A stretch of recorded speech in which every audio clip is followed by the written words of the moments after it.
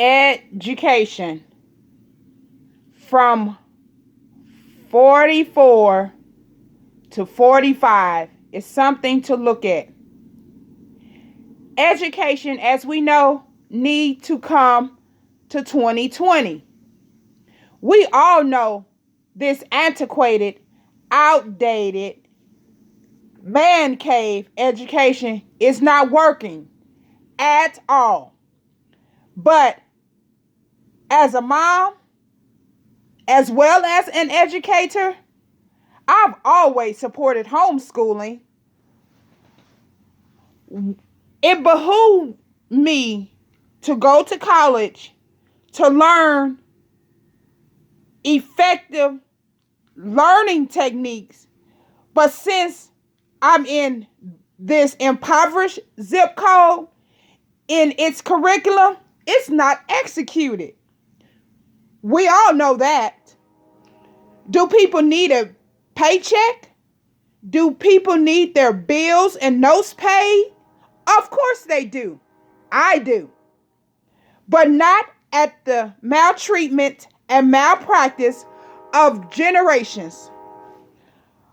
On a daily, I saw our children of color dehumanized, oppressed, ostracized, rejected, and stripped of their natural state, confidence, and love of learning. I saw America legislate the criminalization of poverty, something America legislates. It was hard to educate a child, defunded the essential professionals needed to care for their mental and emotional well-being. It was hard to educate a child when they were legislated polytraumatic stress disorder.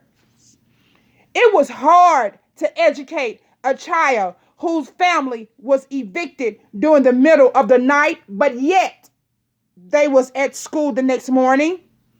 It was hard to educate children who just needed food because at home it ran out with two working parents. It was hard to educate children whose abuse and misuse was misunderstood. It was hard to educate children who were the caregivers of their families. Schools in the hood pour money into athleticism instead of academics equally. Schools in the hood elevate attendance higher than academics. We know that poverty has been around since America has been around. Poverty and intellect is not synonymous. How can a people working low-wage jobs live in legislated filth and may or may not eat meals, let alone three, make it, dream bigger, create magic, aspire for greatness, produce children who take their whole school to state, and raise decent children, not master reading, writing, and arithmetic? Please make it make sense. What has changed is this paradigm shift of educators in our schools. Today, we have this program called Teach for America. Teachers who were provided an education on a golden platter, entering our schools who always lacked, had less, no resources, and the like.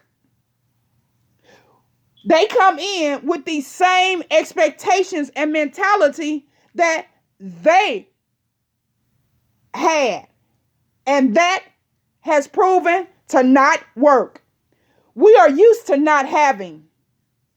We used to go to homes. We knew our families. We built sound relationships with all stakeholders. We had high standards and expectations of our students. We do not make excuses because of lack, poverty, or oppression. Because of it, we know what what is within each of our students. We are expected to do double duty. What is that? We teach students on our roster and the students our white colleagues can't handle and angrily shove them into our rooms. With grace, dignity, professionalism, and their maternal instincts, we teach our class, we move into their spaces, we affirm them, we get feedback, we get them to shift their minds, and together, as a class, we all learn. I am a personal care aide. I started out feeling the building first and focusing on my one. Eventually, I had to put on my educator's cape and began to avail myself to all my Black students in the building. I spoke up for them. I interjected on their behalf. I stood between inappropriate interactions between my colleagues and my Black students. Our babies are fighting a battle that they don't even know is a battle. White folks say they are free to express themselves. They are free to speak any language. They are free to be rude, disrespectful, defiant, and non-compliant at home. But the moment they exhibit said legislated freedoms, they are put on papers. We call that now the school to prison pipeline. They are put in handcuffs. They are beaten or killed when law enforcement give them directives or commands, and they exercise these newfound freedoms. This is the weight of Black code teachers. This beautiful thing going on where our Black hood children are not in the education institution is allowing them to learn freely. Our children of color are just as tech savvy as anyone else, and they are loving it. I am loving it. They are free. They are free to learn, explore, research, imagine, interconnect, and create.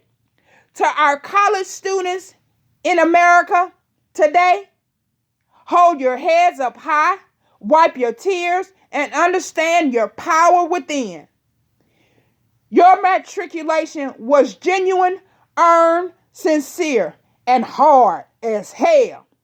You went through 12 years of hell, education malpractice, and curriculum discrimination, and I'm sure seeing rotating casts of substitutes.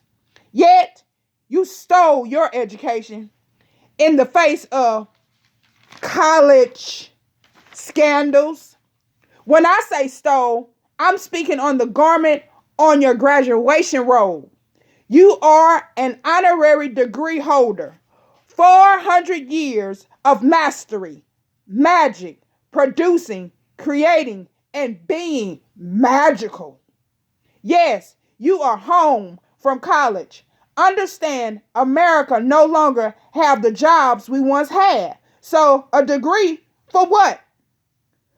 Once you are conferred the degree, they decide someone without one who owns the corporation or business if they will hire you and how much you will make and how long you will stay. Stand back and look at your inner city communities. You made it through that. Now tap into what comes naturally and start connecting and building. They laugh at us because we're still screaming college and leaning in debt heavily. Why? Our K through 12 does not teach us financial literacy or money management by design. Educate yourselves on the Black Panther Party, anti-literacy laws, our true history, the lies America has said and perpetuated about us, and lastly, Black codes, Black policies, Black laws, and Black mandates. Allow me to conclude with this. How did we go from America hating 44 to loving 45?